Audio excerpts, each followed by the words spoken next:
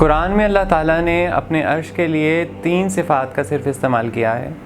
عرش عظیم، عرش کریم اور عرش مجید۔ ہم آج کی ویڈیو میں دیکھیں گے کہ اللہ تعالیٰ نے کیوں صرف ان 3 صفات کا انتخاب کیا جب بھی اس نے اپنے عرش کے بارے میں بات کی ہے قرآن میں، اور وہ کیا 3 بنیادیں ہیں جن بنیادوں پر اللہ تعالیٰ کا نظام حکومت قائم ہے، جو کہ عرش مجید، عرش کریم اور عرش عظیم ہے۔ آئیے ان تینوں بنیادوں کو دیکھتے ہیں اور سمجھنے کی کوشش کرتے ہیں۔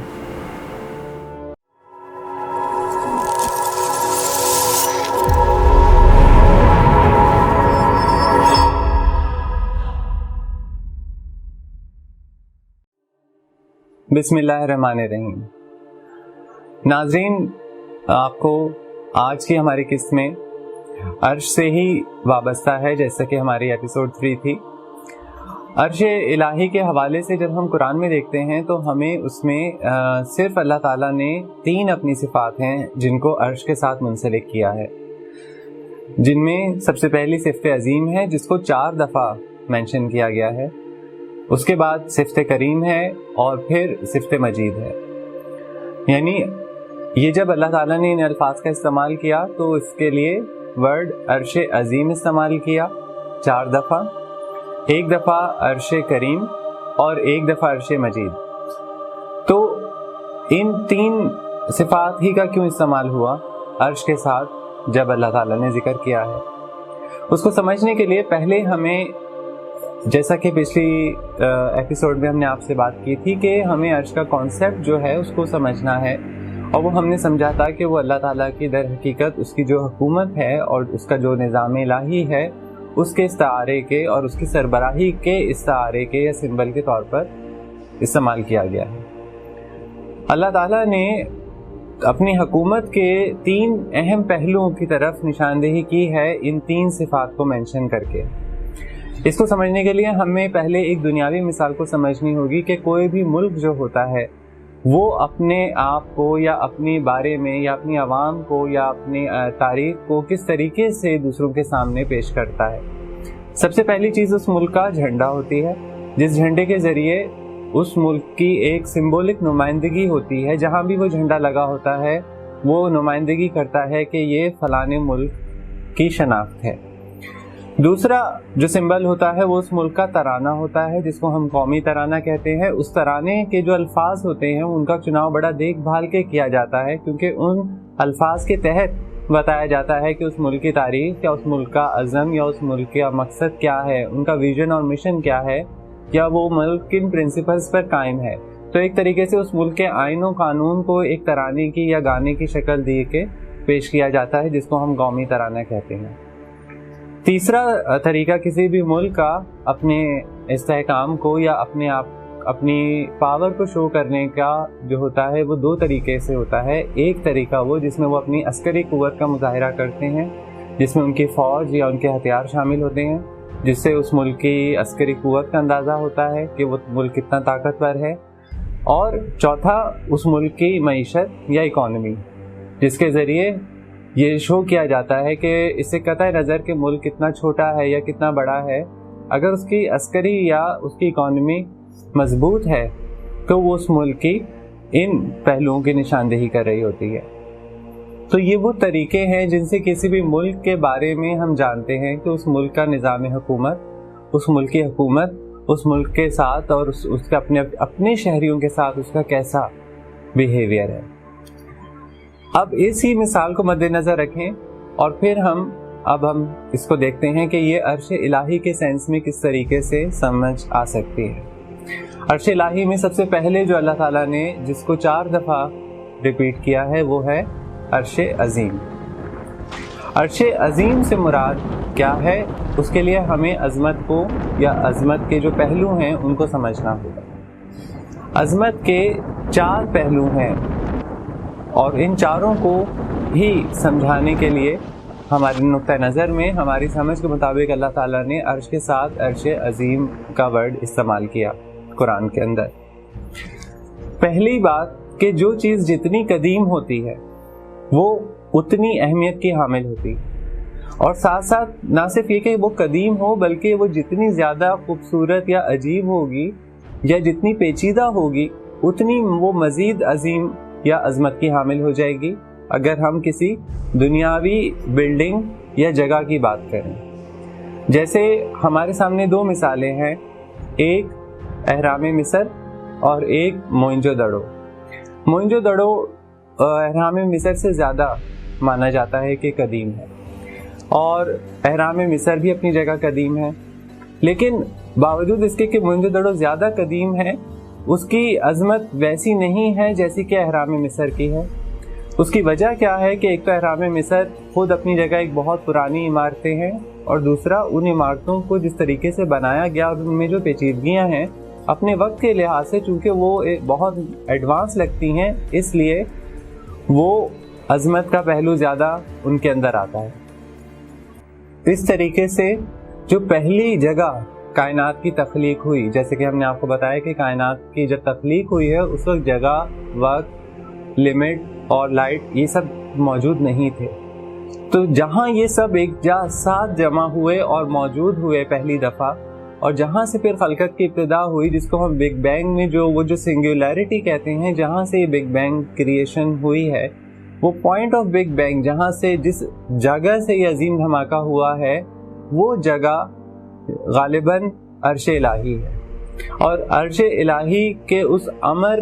سے چونکہ پوری کائنات کی خلقت ہوئی تو سب سے پہلی جگہ اور سب سے قدیم جگہ اور سب سے کمپلیکیٹڈ اور سب سے زیادہ مہیر العقل جگہ اگر کوئی ہے اس پوری کائنات میں تو وہ عرش الہی ہے. اس لیے اس کو عرش عظیم کہا گیا کہ وہ اپنی قدامت کے طور پر, یعنی وہ کتنا قدیم ہے اور وہ کتنا اس کے قدیم ہونے کے باوجود وہ کتنا محیر العقل ہے کہ انسانی عقل اس کا ذرہ برابر بھی احاطہ نہیں کر سکتی اس کی حیت کا.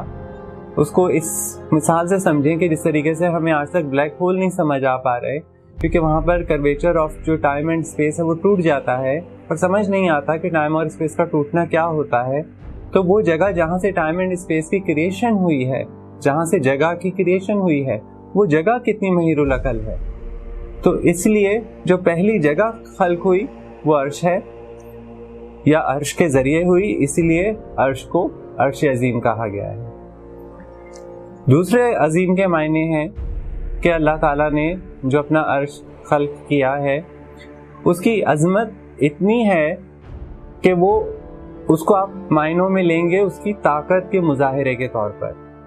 کہ کائنات میں جتنا میٹر ہے, جتنی انرجی ہے, وہ سب مل کر بھی اگر ایک ساتھ وہ تمام میٹر اور انرجی کو کوئی طاقت عرش کی طرف اس کو پھیر دے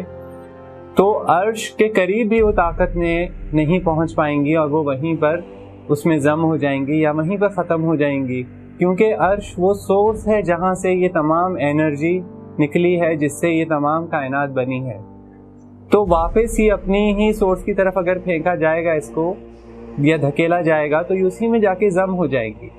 تو کوئی ایسی قوت, کوئی ایسی مخلوق دنیا میں کائنات میں ایگزسٹ نہیں کرتی جو کسی بھی طریقے سے عرش کی طرف حملہ کرنے کا بھی سوچے یا عرش کی طرف بڑھنے کا بھی سوچے عرش کے مالک کی مرضی کے بغیر. تو یہ عرش عظیم کی طاقت کا مظاہرہ ہے, اس لیے اس کو عرش عظیم کہا گیا. تیسری اس کی عظمت کا پہلو ہے کہ عرش وہ مقام ہے جہاں سے تمام کائنات کے لیے اسباب تخلیق ہوئے ہیں. کائنات کے لیے جتنے بھی اسباب ہیں ان کی تدبیر یا ان کا حکم جو جاری ہوا وہ عرش کی طرف سے ہوا, یعنی عرش پہ اللہ تعالیٰ کی جو ذات کا جو سمبلزم ہے اس وجہ سے وہاں سے ابتدا ہوئی ہے تمام خلقت کی. تو تمام خلقت کو جو ریسورسز پرووائڈ ہوتی ہیں, جو اسباب مہیا ہوتے ہیں, چاہے وہ چرند پرند, انسان, حیوان, کائنات, اجرام سماوی کچھ بھی ہوں, ان سب کو جو لائف انرجی مل رہی ہے اور جو ریسورسز مل رہے ہیں وہ عرش الہی کی طرف سے مل رہے ہیں اللہ کے اذن سے. تو اس لیے عرش سوائے اللہ کے کسی اور کا محتاج نہیں ہے کہ عرش الہی کو کسی چیز کی محتاجگی ہو. وہ محض ایک ایسا مقام ہے جہاں پر اللہ کے اذن سے اسباب وہاں سے کریٹ ہو کر تقسیم ہوتے ہیں اور وہ اشیاء میں یا مٹیریل میں یا کسی نان مٹیریل چیز میں کنورٹ ہوتے ہیں۔ یہ عرش کی عظمت کا تیسرا پہلو ہے۔ اور عرش کی عظمت کا جو چوتھا اور آخری پہلو ہے بظاہر، کیونکہ ویسے تو اس کی عظمت بے پناہ ہے، لیکن جو اس کا چوتھا اسپیکٹ ہے وہ یہ ہے کہ جس طریقے سے انسانوں میں بھی کوئی بندہ اگر کسی صاحب اقتدار کے جتنا قریب ہوتا ہے اس کی اتنی اہمیت ہوتی ہے اپنے معاشرے میں، اپنی سوسائٹی میں، اسی طریقے سے اللہ تعالیٰ کے سب سے قریب جو مقام ہے وہ عرش الہی ہے، کیونکہ عرش الہی کو اللہ نے اپنے لیے ایک ایسا سینٹر پوائنٹ مینشن کیا ہے جہاں پر اس کا اور مخلوق کا انٹریکشن ہوتا ہے۔ تو چونکہ عرش سب سے قربت رکھتا ہے ذات الہی سے، اس لیے وہ انتہائی عظمت کا حامل ہے، اور کوئی دوسری ذات یا کوئی دوسری شے جس کو آپ کوئی شے کہہ سکیں وہ عرش کی مطابقت میں یا عرش کی ایون ایکویلنسی میں بھی نہیں آ سکتی، کیونکہ عرش الہی جو ہے اس کا براہ راست تعلق ذات الہی سے۔